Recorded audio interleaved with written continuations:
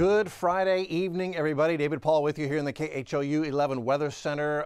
We are following the tragedy that's happened with flash flooding in Central Texas, and I'm going to have a complete update and look at how that happened and what's to come over the next couple of days there.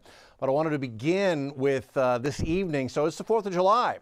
We've got fireworks going on this evening. We have had to raise the rain chance for this evening going through 6, 7, 8, 9, 10, 11, midnight tonight, as a piece of that energy from Central Texas and the hill country is finally coming in.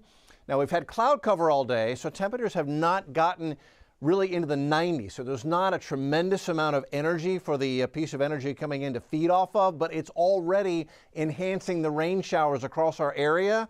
So expect rain showers off and on through the evening and through to fireworks time and beyond as well. And that includes you, Galveston, where you've got cloudy skies, and I expect a few drops of rain to come through off and on as we go through the evening. Look at all the folks down there on Seawall Boulevard, just having a great time on what has otherwise been in Galveston. It's been a hot day, and now the clouds have thickened up as the rain is approaching from the west. Pearland's 87, Sugarland's 87, Conroe's at 80 as we begin this 4th of July evening. Rain chances, 40% by 7, 60% rain chance by 9 o'clock, 40% chance by 11 o'clock. I think most of what's going to happen this evening will be raindrops and not thunderstorms, but we could see an isolated thunderstorm this evening as this piece of upper level energy comes in. And here's our radar loop over the past hour or so, and we've had rain really all afternoon now. Liberty County into Chambers County, most of this is light rain.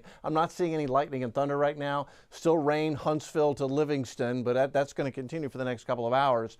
But what I want you to notice is what's happened over the past hour. Watch North Harris County from nothing to light rain showers developing. Nothing to widespread light rain showers coming in from the west, from Columbus to El Campo to Sugar Land, heading toward Angleton. So that's the piece of energy coming in from the west down I-10 that will keep these hit and miss scattered showers off and on going as that moves through over the next couple of hours on this 4th of July evening. Models really aren't picking up on it. They don't pick up on everything, so it hasn't picked on what's happening right now. We will have a little more rain coverage than the models are showing. We already have it as we head into 9 o'clock tonight. We'll go overnight. Could still be a few lingering showers overnight. 7 a.m. could be a scattered shower. And I think the model is underdoing the rain chance for tomorrow. I'm going to have at least a 30% coverage of scattered showers and maybe a thunder shower as we head into the afternoon and evening on Saturday. I'd keep the umbrella handy. I think that the short-range models are struggling right now with the very complicated atmosphere that we've got. So this is the loop over the past 12 hours as an upper-level disturbance came into the hill country and then just parked itself. It still hasn't moved. There's the upper-level low coming in overnight and early this morning, dumping the 10 to 12 inches that caused all the flooding on the Guadalupe, and the Llano River had flooding as well. The rain has let up, but there's still some isolated thunderstorms out there. That's a pretty good thunderstorm going right now. And they may have more rain to come as we head into tomorrow as well. So how did this happen? 10 to 12 inches of rain, a bullseye right there, right on the Guadalupe watershed. So all this rain that fell here, 10 to 12 inches in that area, which just represents trillions of gallons of water, goes into the Guadalupe River and then altogether races down as a bulge. And that's what caused the rapid rise on the river, the terrifyingly rapid rise on the river, and the flooding that we had out there. And here's where the flooding is specifically from Kerrville. Here's where the bullseye of the rain was, right down through Kerrville, where they had just utter devastation at all the parks and RV parks and recreational parks along the river. And it's like that all the way down, past through north of Bernie, and then to Canyon Lake. Now, Canyon Lake is not flooding. You would think that with all that rain coming down into Canyon Lake that they would have flooding on Canyon Lake, but they don't. And that is because Canyon Lake is actually in drought. It's only half full. So here's the flood map, Kerrville, past Comfort to Bernie, down to Canyon Lake. That's where the flooding is taking place. It's not taking place below Canyon Lake to New Braunfels. New Braunfels is fine, and that is, again, because Canyon Lake's in drought. It's only half full. So all the water coming down is filling up the lake. It's not going down below the dam, down the lower Guadalupe, down below Canyon Lake, so there's no flooding down there. Now, if we were to get more heavy rain on the saturated ground, that could change, but for the moment, that's where we stand. That being said, the forecast is for more rain right in the same spot. This is 7 a.m. tomorrow morning, scattered showers and thunder showers sitting here, and then they expand in coverage again as this upper low is just trapped right here and doesn't want to budge. So if this forecast verifies, there will be another chance for flash flooding out in the hill country as we head into tomorrow afternoon. Big picture, it's a wet weather pattern and it continues for Texas. This is this evening.